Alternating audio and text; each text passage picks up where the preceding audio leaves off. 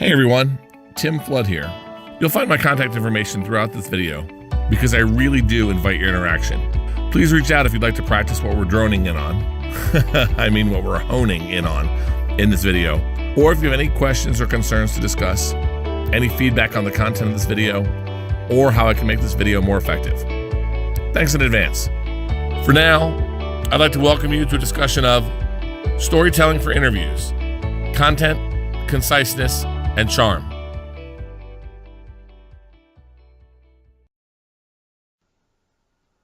We're mostly talking about storytelling during behavioral interviews. Different from case interviews, assessment interviews, or in-action interviews, behavioral interviews, or individual behavioral interview questions are interviews in which the interviewer asks you about situations you faced or experiences you had and how you behaved at the time.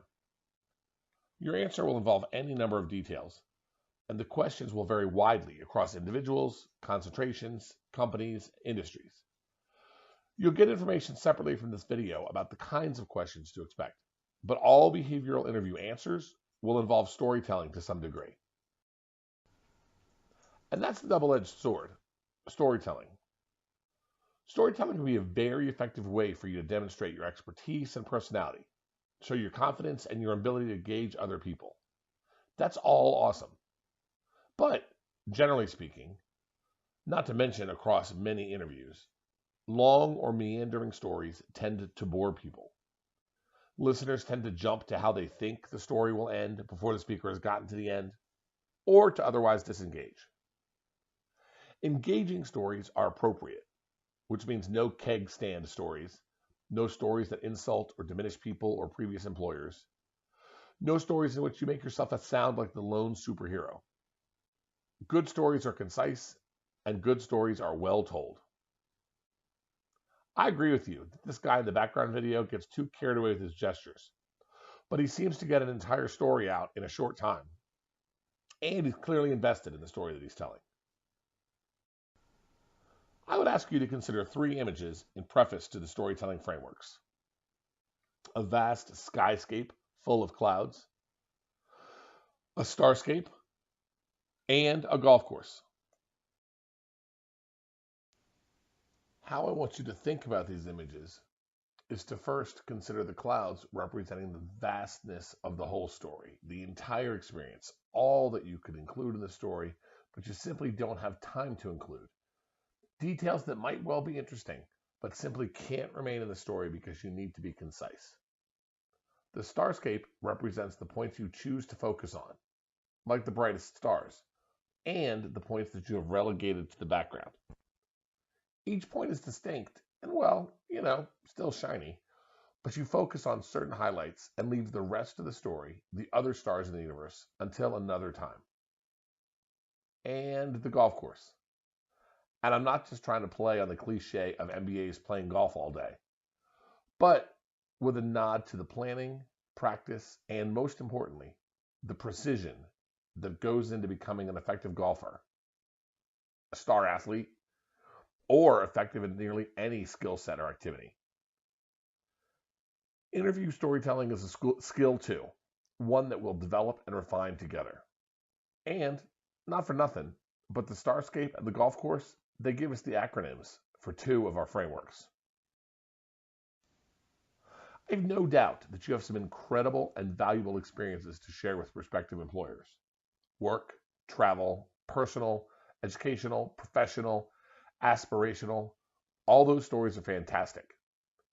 But what we have to accomplish today represents 2 goals. 1, to give you some space to put together some great stories in advance, stories you could unveil at any time, have ready to go at a moment's notice. And 2, to give you the ability to hone in on key aspects of your stories, what interviewers really need to hear, both as you're planning those stories and when you have very little time to plan. That is to say, when you're building the story in real time. These frameworks will help us in both situations, planning in advance and structuring a story in real time.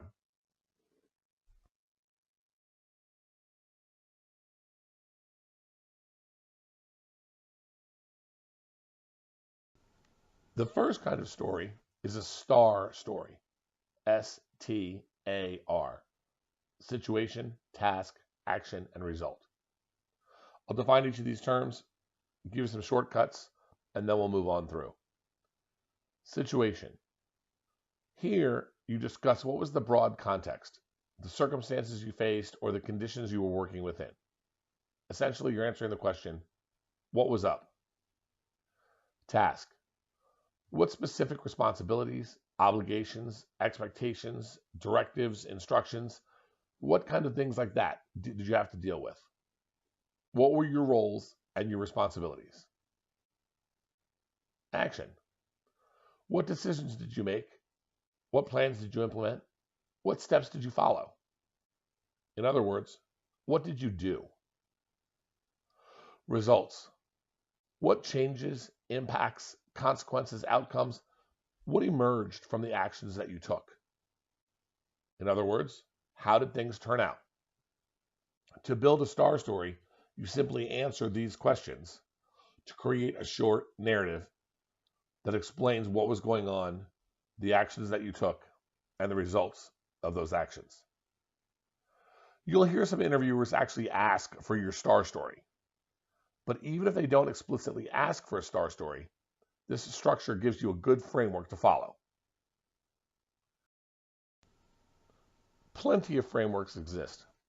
PAR is another excellent one. PAR basically combines the situation and task in the STAR story model into the single line item of problem. Then action and result, just as we discussed.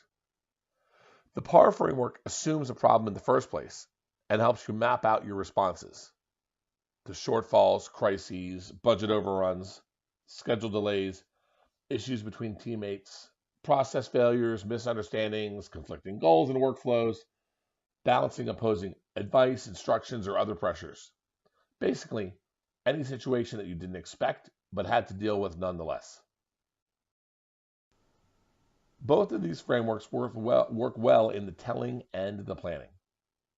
You'll find another video in this library of resources about the kinds of questions you can typically expect in an interview. Search those questions, talk to your classmates, to the clubs, to the career coaches, plan as many stories as you can in advance, and have those stories ready to go. The main idea, again, is to let you plan in advance as many great stories as you can and to give you a structure to tell some stories when you have very little time to plan.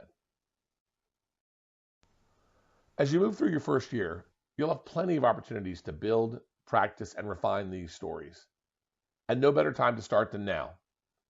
You'll see here a sample planning matrix. We have several similar planning documents to share with you, or you can build your own. But in every case, think of themes, topics, and talking points for which you need to have good stories. Map out the essentials of these stories, the STAR or the PAR.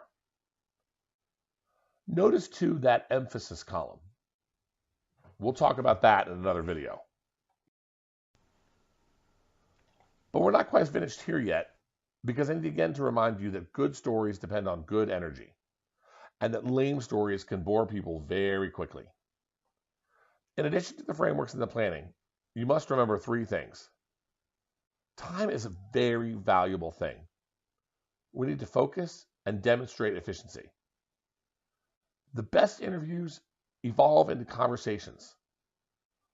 Lay out these basic aspects of the STAR or the PAR model, and then let the interviewer ask you other questions or otherwise engage you.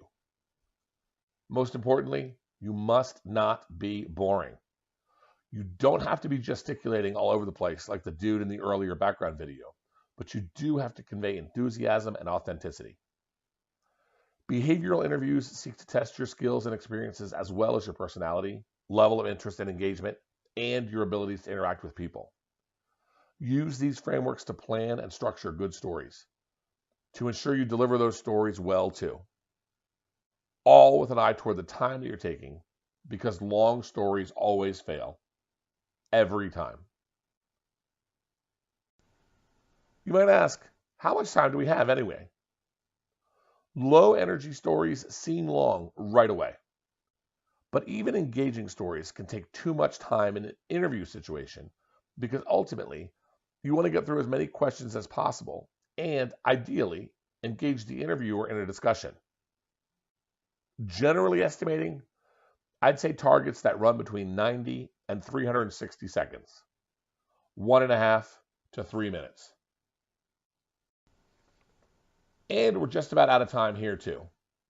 I hope you'll pause the playback now as I leave you with some important summary points and a request that you please reach out to me for help with questions, to practice, and very selfishly on my part, I would especially love to hear your critique about how I can make this video information and experience better.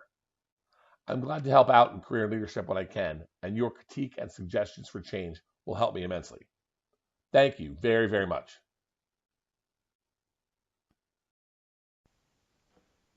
Thanks again to triadstudios.co for that super cool beginning to this video.